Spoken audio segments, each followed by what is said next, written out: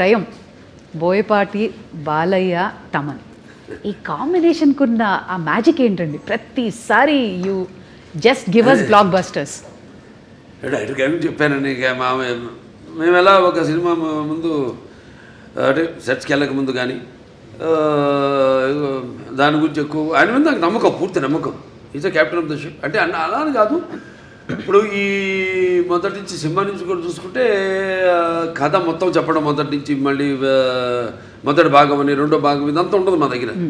నేను చెప్పాను మీకు కట్టే కుట్టే తెచ్చి అయిపోయింది, ఫినిష్ అయిపోయింది, అరగంటే అంత కూడా ఉండదు, 10 నిమిషాలు మాట్లాడుకుంటాం సబ్జెక్ట్ గురించి. సరే ఓకే లెట్స్ ప్రొసీడ్ అంటాను. ఇక ఎప్పుడు గెటప్లు ఏంటి, షూటింగ్కి ఎప్పుడు వెళ్దామని. అది తప్పితే ఒకరి మీద ఒకటి నమ్మకం. అంటే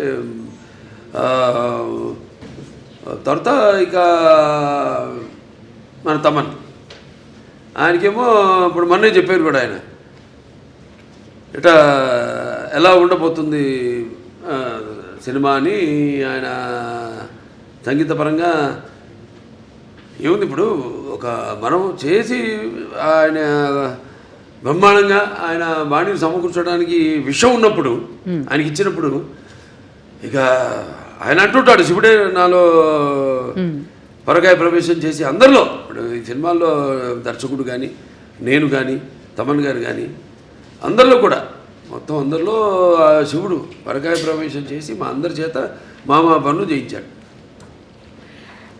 మొత్తం ఆ శివాజ్ఞ లేనిదే చీమైనా కూడా ఉంటుందంటారు.